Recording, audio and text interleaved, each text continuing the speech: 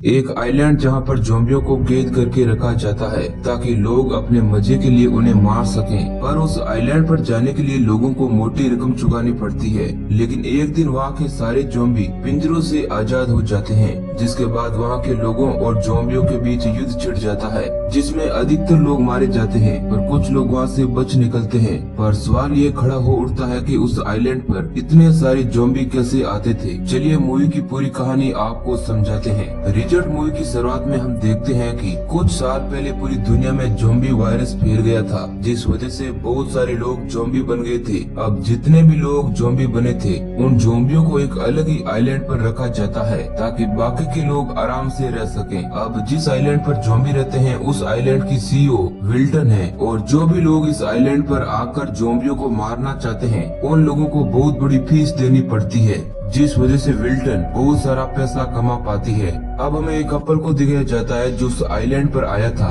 उन लोगों के साथ और भी कई सारे लोग आए थे ताकि वो लोग ज़ॉम्बीज को मारकर उनके मजे ले सके। अब वो सभी लोग रिजॉर्ट में जाते हैं तो वहाँ की सीईओ विल्टन उन सभी लोगों का स्वागत करती है और उन लोगों को भरोसा दिलाती है कि यहाँ का सिक्योरिटी सिस्टम बहुत ही मजबूत है, इसलिए वो लोग टेंशन फ्री होकर यहाँ मजे कर सकते हैं। अब हम सैडी को देखते हैं जो उस रात सब लोगों की नजरों से बचकर वहाँ से निकल जाती है और सिक्योरिटी गार्ड को चकमा देती हुई सिक्योरिटी रूम में पहुँच जाती है और वहाँ से कंप्यूटर का सारा डेटा पेन ड्राइव में चुरा लेती है। हालांकि आर्चर नाम का एक आदमी सैडी को देख लेता है, पर वह उसे इग्नोर कर देता है। अब हम अगली सुबह देखते हैं जहाँ पर वो लोग जो उस आइलैंड पर ज़ॉम्बीज को मारने आए थे, वो सारे लोग गाड़ी लेकर उस रिजॉर्ट से जंगल की तरफ निकल पड़ते हैं। पीछे विल्टन देखती है कि गेट बंद करने में कुछ टेक्निकल एरर आ रहा है, इसलिए वो जल्दी से अपने गार्ड्स को उसे चेक करने के लिए कहती है। अब हम उन सभी लोगों को देखते हैं जो ज़ॉम्बीज को मारने के लिए तैयार हो जाते हैं, यानी वो सभी लोग अपनी अपनी गन्स बाहर निकाल लेते हैं और अब उन लोगों के सामने ज़ॉम्बीज की सेना घूम रही थी।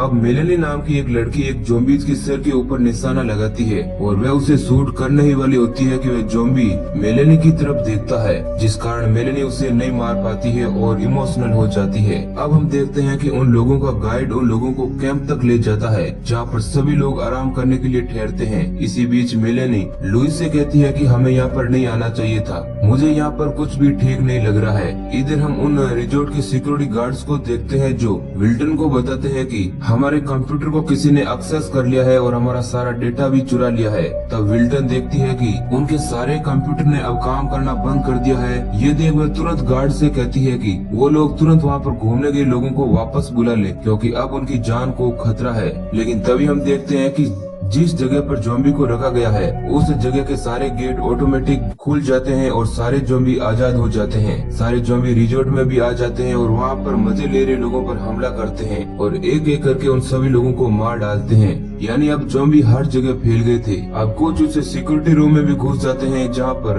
विल्टन और उसके सिक्योरिटी गार्ड थे, लेकिन वह ज़ॉम्बी उन्हें भी मार डालते हैं। लेकिन विल्टन किसी तरह अपनी जान बचाकर एक रूम में जाकर खुद को लॉक कर लेती है। अब हम उस जगह को देखते हैं जहाँ पर वो लोग आराम करने के लिए रुके थे। अब मेलेनी को नींद नहीं आ रही थी, इसलिए वो देर रात तक जाग रही थी। अब वो सैडी के पास जाती है जो गाड़ी पर बैठी हुई थी, शायद उसे भी नींद नहीं आ रही थी। अब वो दोनों लड़कियां ज़ॉम्बीज को लेकर बातें कर रही थी। तभी वहाँ पर एक ज़ॉम्बी आ जाता है और उन लोगों पर हमला करता है। ये देख वो दोनों चिल्लाती है और वो ज़ॉम्बी उन लड़कियों को मारने ही वाला होता है कि वहाँ पर आर्चर आ जाता है और उस ज़ॉम्बी को शूट कर देता है। अब वो लोग गाड़ी की लाइट ऑन कर इधर उधर देखते हैं तो उन्हें पता चलता है कि वो लोग चारों तरफ से ज़ॉम्बियों से घिर चुके हैं। अब आर्चर एक एक करके उन ज़ॉम्बीज को मारने लगता है और सारे लोग अपनी जान बचाने के लिए गाड़ी के ऊपर आ जाते हैं। लेकिन इस दौरान उस ग्रुप का एक लड़का उन ज़ॉम्बियों के द्वारा मारा जाता है। अब सारे लोग रात भर गाड़ी के ऊपर ही रहते हैं। सुबह वे लोग नीचे उतरते हैं और उनका गाइड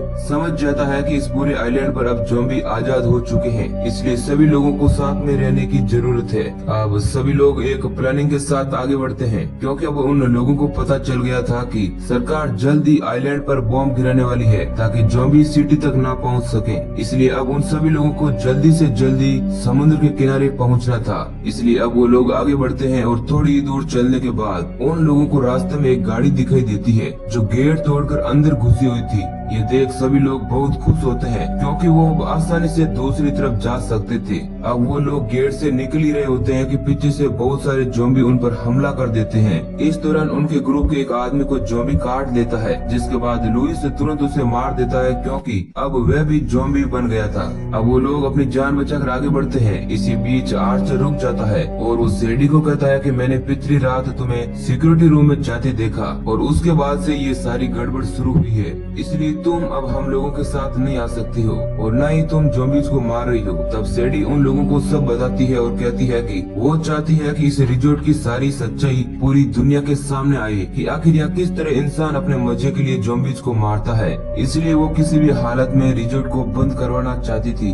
ये सुनने के बाद वो लोग सेडी को भी अपने साथ ले लेते हैं। अब वो लोग चलते चलते एक बिल्डिंग में पहुंच जाते हैं जहाँ पर सभी लोग अलग अलग जगहों पर छिप जाते हैं। तभी उन लोगों को पता चलता है कि ज़ॉम्बीज़ उन लोगों का पीछा करते हुए बिल्डिंग में भी आ चुके हैं। इधर हम सेडी और जय को देखते हैं जिन पर एक ज़ॉम्बी हमला करता है, लेकिन सेडी उसे मार देती है और वे दोनों भागते हुए दूसरी बिल्डिंग में जाने की कोशिश करते हैं। लेकिन इसी दौरान एक ज़ॉम्बी सेडी के हाथ पर काट लेता है, जिसके बाद सेडी को पता चल गया था कि वह भी जल्द ही ज़ॉम्बी बन जाएगी। इसलिए अब उसके पास जो पेन ड्राइव था जिसके अंदर उस रिजॉर्ट का सारा डेटा था वह जय को दे देती है और जय को वहाँ से भगा देती है और खुद ज़ॉम्बीज़ का शिकार बन जाती है। लेकिन अब जय के पीछे भी ज़ॉम्बी पड़ जाते हैं, लेकिन बाकी के लोग कैसे भी करके जय को बचा लेते हैं। अब सभी लोग एक अंडरग्राउंड टनल में जाते हैं और आगे बढ़ते हैं, लेकिन उन लोगों को पता चलता है कि ज़ॉम्बी यहाँ पर भी मौजूद है। तभी ऊपर से एक ज़ॉम्बी आता है और जय की गर्दन पर काट देता है, जिसके बाद जय ज़ॉम्बी में बदलने लगता है।